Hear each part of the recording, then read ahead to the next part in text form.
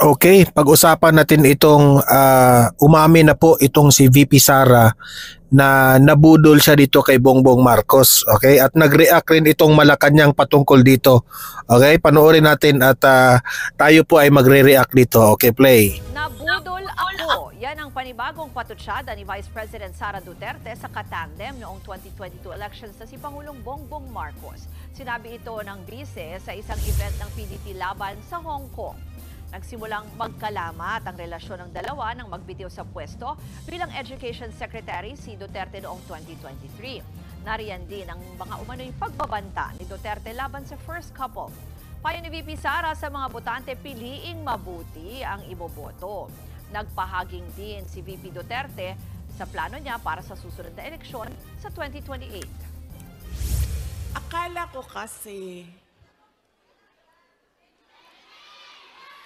gusto niya ng mas magandang bayan, mas maayos na Pilipinas kung ano yung pinagdaanan natin noon. Kasi ang plataforma namin nung tumakbo kami, unity at continuity. Nabudol lagi. Sa darating na halalan, Ako sa totoo lang, tama itong sinabi ni VP Sara na nabudol siya ni Bongbong Marcos. Kasi si VP Sara po, hindi naman ito tatakbo sana ng Vice Presidente in tandem with Bongbong Marcos eh. Kaya siya tumakbo bilang Vice Presidente ni Bongbong Marcos kasi may kasunduan sila na kapag manalo silang dalawa, unang-una, ipagpatuloy po ang mga nagawa na ni Tatay Digong. Pero hindi yun nasunod. Tapos itong unity pa na sinasabi nila, no? Hindi yun natupad. Nag-promise si Bongbong Marcos na he will protect the Vice President. Pero anong ginawa niya?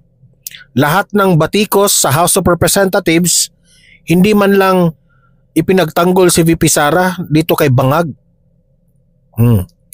Dahil dito sa ambisyon ng kanyang pinsan na si Tambaluslos, mas kinakampihan pa ni Bongbong Marcos si Tambaluslos. Di ba? So, ibig sabihin, si Bongbong Marcos ay manggagamit. Pumunta ka doon sa Davao para suyuin si VP Sara. Isa sa mga dahilan na nanalo ka ay dahil kay VP Sara. Sa survey, si VP Sara yung malaki. Kung si VP Sara po ay tumakbong presidente, isa na tatalo ka, Bongbong Marcos. Pero wala kang utang na loob kay VP Sara. Wala ka talagang utang na loob. Manggagamit ka talaga. Pag-isipan na natin ang ating iboboto. Sabi ko nga sa inyo, nadala na ako, na-scam na ako, nabudol na ako. Pinalaga naman ni Presidential Communications Office Undersecretary Claire Castro ang mga pahayag ng vice. Yan na naman po ang nais naman nilang iparating. Maging kaawa-awa ang OVP, maging kaawa-awa ang Vice President. Kung tutuusin po natin, siya po naman ay binigyan ng pagkakataon para ipagtanggol. Shut up, Claire Castro. Wala kang alam patungkol dyan. Anong paawa-awa effect? Hindi nagpapaawa si VP Sara.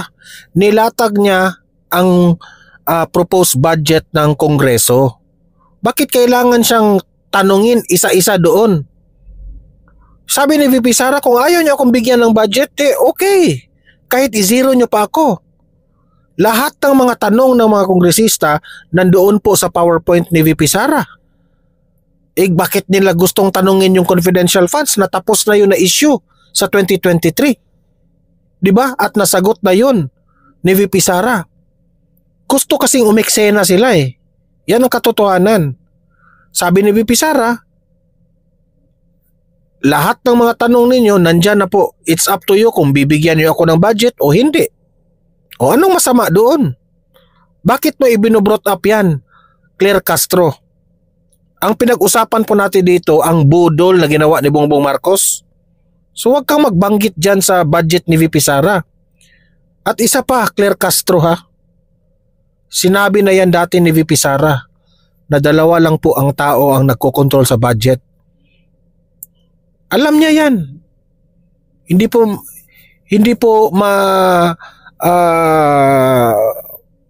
hindi nyo maibulsa yung VP Sara namin. Yeah? Matalino po yung aming vice presidente. Sa totoo lang. At tama si VP Sara. Let us vote wisely this coming 2025 election. Hindi ibig sabihin popular yung apelyido ng isang politika ay iboboto natin. Hindi. Alamin natin kung ano ang nagawa nito. Alamin natin ang kanyang plataforma. Kung ito mga plataforma, ang kanyang mga dating mga promise, kung natupad ba ito. Okay? Importante po yan. Suriin natong mabuti kung sino ang ating iboto. Mag-research po tayo. Meron tayong Google. Meron tayong Google. Google. Lahat yun. Pwede nating i-research kung may maganda na bang nagawa itong mga candidates na ito. Okay? Patuloy. Pensa ang kanyang proposed budget. Wala po nang iwan sa kanya. Baka po siya po ang nang iwan sa gobyerno. Mga kapatid, Actually, Claire Castro, iniwanan siya ni Bongbong Marcos dahil hindi siya ipinagtanggol eh. Utak-utak rin, Claire. Halatang attack dogs ka eh. Punta tayo sa next natin. Ito naman kay Claire Castro naman. Itong patungkol po sa nananawagan siya sa supporters ng mga Duterte na makinig na lang tayo raw at susunod sa batas kung aarestuhin si Duterte. Nakakatawa ka naman, Claire. Ay nako. Ito naman ang pakiusap natin. Kung mangyayari po ito, yung mga tao, ang taong bayan, kung sino man yung mga supporters, makinig na lang po kayo kung ano yung sinasabi ng batas. Huwag na po tayong makialam kung inyo pong ang gagawin ay hindi naman po naaayon o labag sa batas ang inyong gagawin. Sumunod sa batas at huwag nang makialam. Ito ang pakiusap ng Malacanang sa mga taga-suporta ni dating Pangulong Rodrigo Duterte sakaling may lumabas nga na arrest warrant mula sa International Criminal Court o ICC laban sa dating Pangulo. Ayon kay Palace Press Officer Claire Castro, handa ang mga otoridad na pigilan ang anumang posibleng idulot na gulo kung magkaka-arestuhan man. Pero sa ngayon, ayon kay Yusek Castro, wala pang natatanggap na anumang impormasyon ng Malacanang ukol sa umano'y red notice ng Interpol laban kay dating Pangulong Duterte. Wala pa po tayo natatanggap na anumang communication tungkol sa red notice at nakausap din po natin si ASEC Nico from the DOJ at as of now, tinitignan din po nila ang kanilang mga records. As of now, wala pa po natatanggap na anumang communication patungkol siya. Iginiit rin ng Malacanang na nananatili ang posisyon ni Pangulong Ferdinand Marcos Jr. na hindi makikipagtulungan ang Pilipinas sa ICC. Ngunit ayon kay Yusek Castro, kung ang kahilingan ng ICC ay idadaan sa Interpol, walang magagawa ang pamahalaan ng Pilipinas kundi ang sumunod.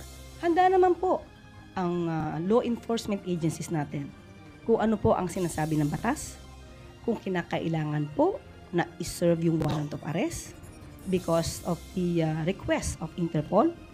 Ano man po ang mangyayari, basta po nasa legal, gagawin po yan ng pamahalaan.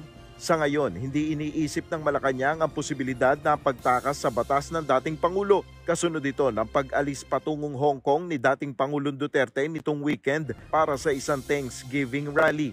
Kasabay ng isyung may lumabas umanong arrest warrant mula sa ICC laban kay Duterte. We cannot conclude that there is this. Alam nyo, sa totoo lang, Claire Castro, kung nananawagan ka sa mga DDS o sa mga supporters ni Tatay Digong o sa mga Duterte na huwag kaming makialam at tumahimik na lang at gusto mong sumunod lang kami sa batas kung aarestuhin na si former President Duterte, hindi po kami mananahimik. Hindi kami papayag na aarestuhin na lang si Duterte. Yes, tama ka. Dapat kaming makinig sa batas. At tama kami sa paniwala namin na nasa tamang batas si Tatay Digong. Kayo yung wala sa tamang batas. Kasi po, alam na po natin na matagal na po tayong tumiwalag sa ICC. Hindi na po tayo miyembro ng ICC, so wala na pong karapatan ang ICC na pumunta dito sa Pilipinas at arestuhin si Duterte. Kung gagamitin man nila itong Interpol na ito, mali pa rin. Yan ay ayon kay Attorney Panelo. Kasi po ang Interpol po, pwede nilang gawin yan kung si Duterte ay isang fugitive. Pero si Duterte ay hindi pa convicted yan. Okay? So wala po silang karapatan na hulihin si Duterte. Okay? Tapos heto pa. Kung sasabihin nyo na si former President Duterte, kasi may mga balita dyan lumabas si Duterte, tumakas raw sa Hong Kong, di ba? Kung kayo po ay maniniwala dyan, nagmukha kayong tanga. Kasi alam naman po natin na si Duterte pumunta sa Hong Kong, sina VP Sara pumunta rin sa Hong Kong para mag-meet and greet doon sa mga OFWs. Nagpapasalamat sila doon. Binuboost nga nila yung hope ng mga OFWs na may pag-asa pa tayo sa bansa natin. Tapos aside sa meet and greet doon, nangangampanya po si VP Sara at si former President Duterte dito sa PDP Laban. Yan ang katotohanan dyan. Di ba?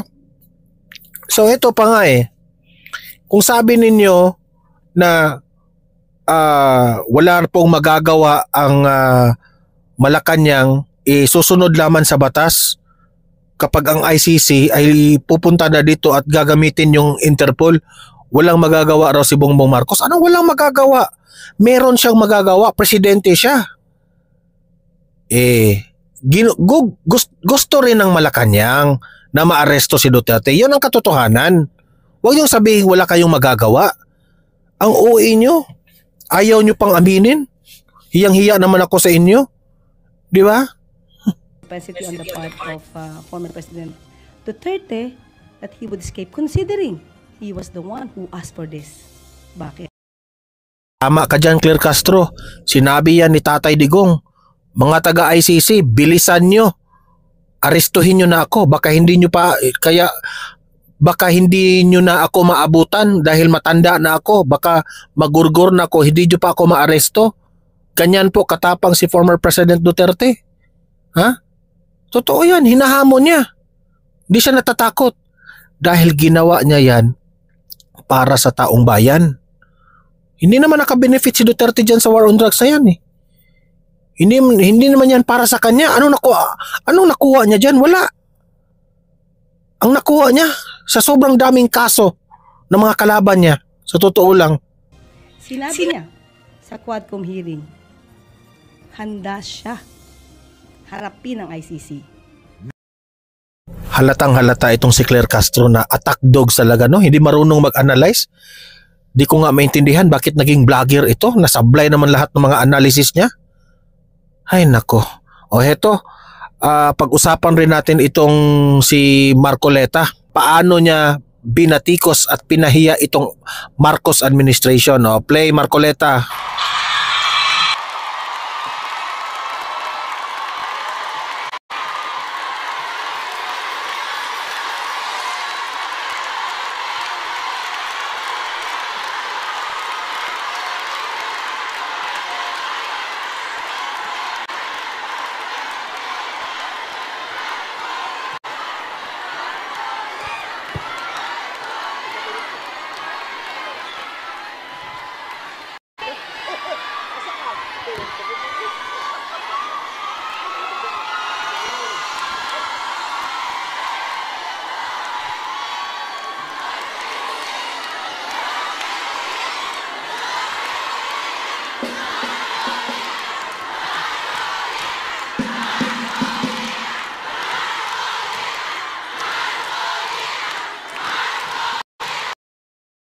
Alam nyo sa totoo lang bakit marami pong nagmamahal dito kay Rodante Marcoleta?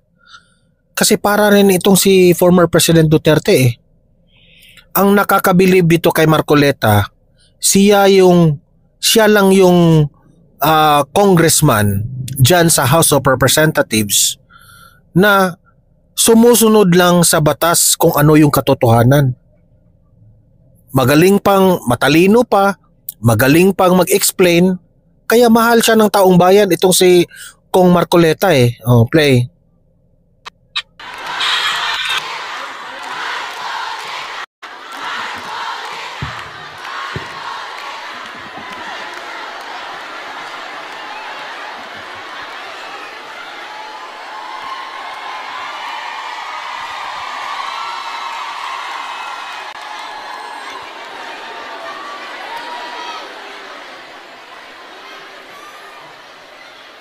Isang mainit at masayang pagbati po ng International Women's Day sa inyong lahat. Natatandaan ko po yun, March 8 dapat yon kahapon dahil birthday po yan ng aking kaisa-isang babaeng minahal sa aking buhay. Ito po.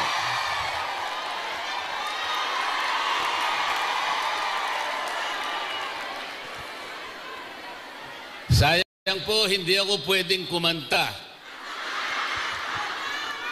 Dalawang bagay po. Yung una, meron po kaming kaso ni Engelbert Humperdinck. Dinimanda niya po ako sa London sapagkat parehong-pareho ang boses namin. Nahirapan po yung judge sapagkat kahit papano niya pakinggan yung boses niya at saka yung boses ko, talagang walang pinag-iba. Sabi ng judge, mahihirapan talaga ako. Kaya ang gawin muna natin, kayong dalawa, kahit anong mangyari, huwag muna kayong kakanta. So meron pong temporary restraining order. Yung pangalawa po, nangako po ako kay PRRD na kung ako po'y kakanta, kailangan duet kaming dalawa.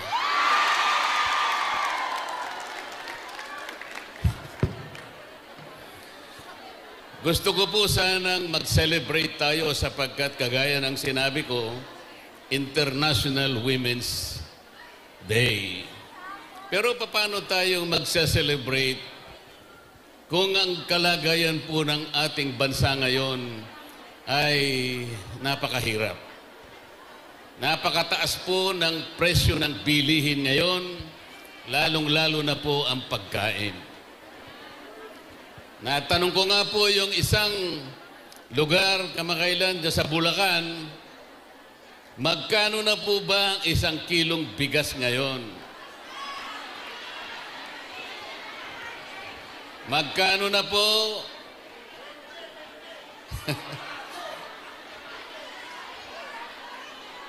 Natupad po ba yung pangako?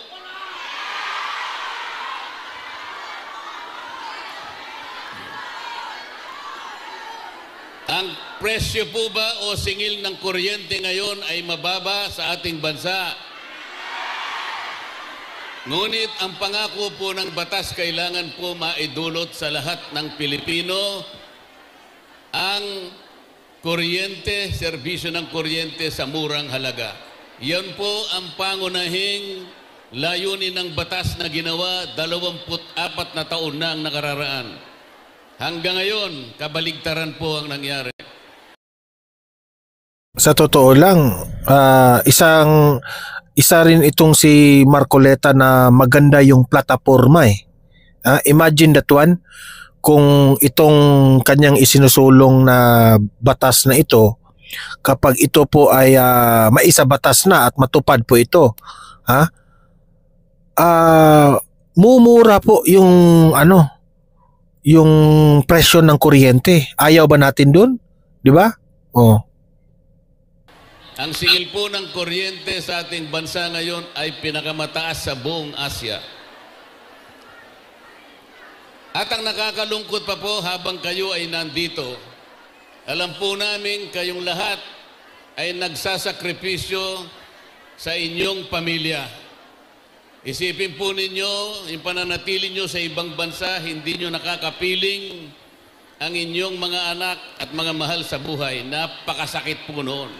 Ngunit, nagsasakripisyo kayo sapagkat gusto ninyong guminhawa ang kanilang buhay.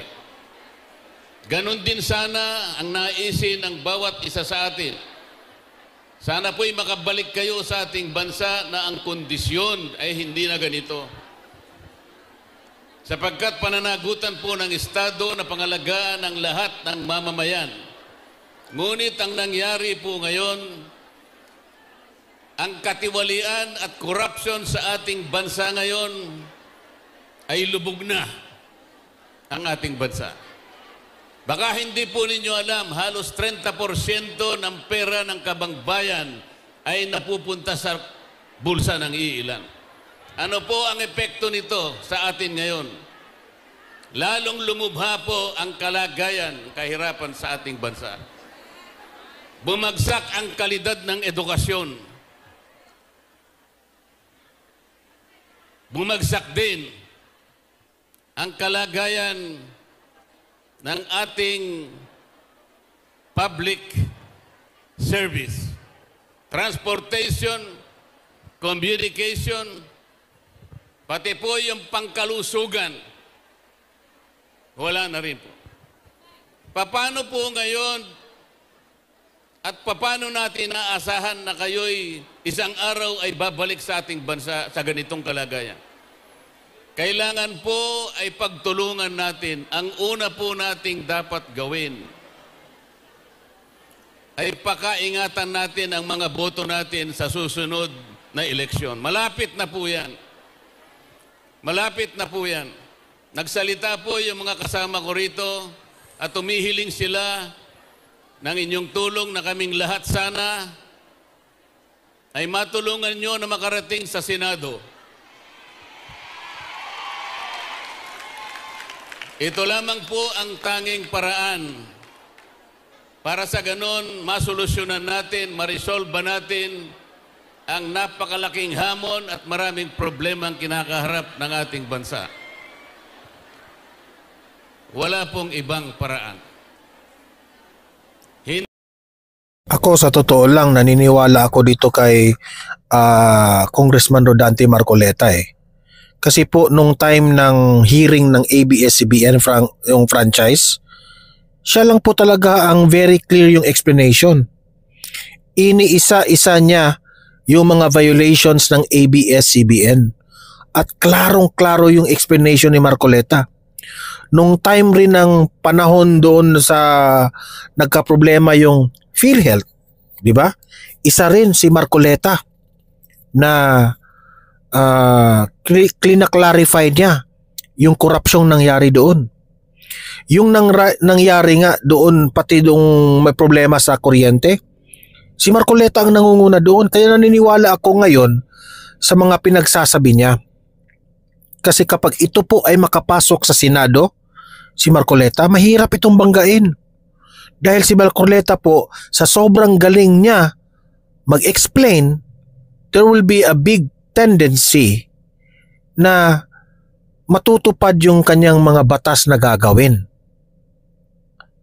Especially itong sa kuryente, problema natin sa sobrang mahal ng kuryente. Okay? Pasok. Hindi po mariresolba ang problema ng bansa sa pamamagitan ng ayuda. Ito na lamang po ang pinangangalandakan nung isang team na tumawag sa amin na Team Suka. Yung ayuda po ay economically unsustainable. It is politically conflicted and it is emotionally disturbing. Bakit po? Hindi po ganito ang paraan para paluguin natin at ibangon natin ang ekonomiya ng ating bansa. Alam po ba ninyo kung pinagsama-sama natin ang lahat ng mga ayuda na binibigay sa ilan lamang nating mga kababayan, ito po ay aabot sa halos 200 bilyong piso. Pero hindi po nyo na itatanong ilan lamang ang nabibigyan. Hindi po lahat nabibigyan. Ang tansya po namin sa... So it's very obvious na dito sa mga ayuda na ito, maraming korupsyon na nangyari dito. Kasi mismo itong si Marcoleta, he is part of the House of Representatives, pero alam niya na itong ayuda na ito, hindi lahat nabibigyan. So yung pera po na dinistribute, na saan napunta yung hindi nabibigyan? Di syempre, mabubulsa yun. Ang tanong, saang bulsa napunta yun? Di ba? Heto pa. Di ba? Kung nakita nyo ang vlog ko kanina, yung sapul yung video ni Congressman Luistro na namimigay ng ayuda o pera ba yun? Di ko alam kung ano yung pinamimigay niya. Pero basing sa nakita natin, pera naman yun. Yun ba ay katanggap-tanggap sa atin? Anong masasabi ng COMELEC doon? Di ba? Kung ayuda man yun, hindi dapat mangingialam si Congressman Luistro doon. Kasi yan ang nakapagkasunduan. Di ba? Na dapat ang mag-distribute dito yung ahensya ng gobyerno, hindi yung mga politiko. 'Di ba? Ang kakapal ng mukha talaga. Harap-harapan.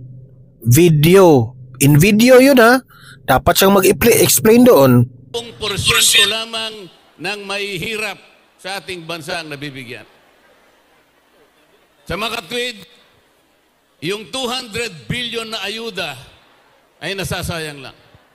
Kailangan po yun ay gamitin para palaguin, para pausbungin ang ekonomiya ng bansa sapagkat dito magmumula ang maraming kalakal, ang paggawaan, ang negosyo at ito po ay mag-generate ng trabaho sa ating mga mamamayan. Dagdag na kita ang kailangan ng ating mamamayan. Yun po ang kailangan, hindi ayuda. Kaya ako lalapit po, sasabihin po ninyo ito, sa mga kababayan natin, sa mga kamag-anak ninyo sa ating bansa, kapag sila ay may daladalang ayuda,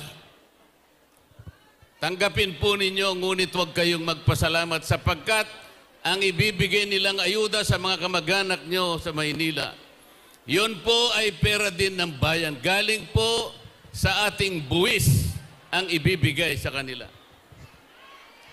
Huwag po kayong magpasalamat, sabihin po ninyo sa mga kamag-anak ninyo. Ito po ay pera ng bayan na pinadaan lamang sa kanilang kamay para siguro ipaisip nila.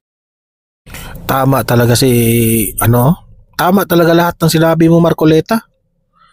Mautak ka talaga. Tama talaga. Kung ano yung ine-explain ko dito sa aking YouTube channel, yun rin ang ine-explain ni Marcoleta. Di ba? O ipagkunwari na akala mo galing sa kanilang bulsa. Hindi po. Sabihin po ninyo sa ating mga kababayan sa ating bansa, huwag po kayong masisilaw sa kislap ng konting salapi. Huwag ninyong ipagpapalit ang kinabukasan ng ating bansa. Huwag ninyong ipagpapalit ang dangal ng Pilipino. Yung 10,000 ibibigay nila, halimbawa, ang katapat po noon sa loob ng 6 na taon, 5 piso isang araw. 5 piso isang araw. Hindi po yan ang paraan para mabuhay ang ating mga mamamayan. Kawawa po sila, lalong-lalo na po kayong lahat na nandito. Tinutulungan po natin sila, ngunit hanggang kailan po ang pagtulong? Sa inyo't gusto ninyong umuwi rin at makapiling ninyo ang inyong mga mahal sa buhay. Dapat ang ating bansa maihanda natin, maitalaga natin sa mga kondisyon na kapag darating ang panahon na kayo'y uuwi, ang ating bansa naman ang gaganti sa magandang sakripisyong ginawa ninyo sa panahon ng inyong pananatili sa ibang bansa. Yun po ang dapat mangyari. Dapat makapiling ninyo ang inyong mga mahal sa buhay sa lalong madaling panahon. At sa pangangalaga ng isang bansa na nandun po lahat ang biyaya, kayang-kayang mabuhay ng marangal at disente ang ating mamamayan.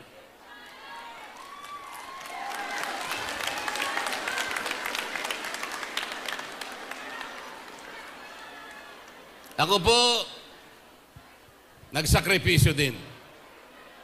Dahil po sa aking kagustuhan na maitanghal natin ang katwiran at ang mga tuntunin namin sa House of Representatives. Nagalit po lahat sa akin ang lahat ng leaders ng House of Representatives sa pangunguna po ng aming speaker. Ayaw kong sumali noon sa paghihiring, sa pagdinig, sa prangkisa ng SMNI sapagkat mali ang kanilang gagawin. Doon po unang nagalit sa akin ang leadership ng House of Representatives. Lalong-lalo na po nung dumating ang Quadcom. Lalong mali sapagkat walang gagawing mabuti kung hindi usigin, i-prosecute, i-persecute ang dating Pangulo ng Republika. Sa galit po nila sa akin, tinanggalan, hinubaran ako lahat ng committee. Pati po yung aking memberships sa Commission on Appointments, tinanggalan po ako lahat. Pati po ang allowances na dati binibigay po nila sa akin, tinanggal na rin po. At ang higit na nakalulungkot po, pati yung pinadadaan ng mga guarantee. Kasi alam mo, Rodante Marcoleta, Congressman Rodante Marcoleta, ikaw lang yung may bayag eh. Yung ibang mga congressman dyan, mga walang bayag, takot. Takot mawala ng mga tawag doon, yung allowances nila. Takot sila na hindi mabigyan ng budget sa kanilang distrito, sa mga kanilang probinsya. Takot sila eh. Di ba? Ika nga sabi ni Cynthia Villar, you don't buy the senators. Pero yung mga kongresista dyan, except you, mabibili lang ng pera sila eh. Ang prinsipyo po nila, nabibili lang ng pera. Letters na pampagamot sa mga may sakit, pinris pa po nila. At sa palagay po nila, mapaparusahan nila ako. Hindi po. Ang pinarusahan po nila, mga kababayan natin gusto nating ipagamot at makabili ng gamot. Ganyan po ang klase ng namiminuno sa House of Representatives ngayon. Pagsamasamahin po ninyo yung boses ninyong lahat, pag isang tinig tayong lahat, ipaalam natin hanggang sa Tacloban kung sino yung tao na yon na may kinalaman sa pagpapahirap ng ating bansa. Katapos-tapusan, makikiusap kaming lahat. Sana po, lahat ng mga kasama ko po sa PDP Laban.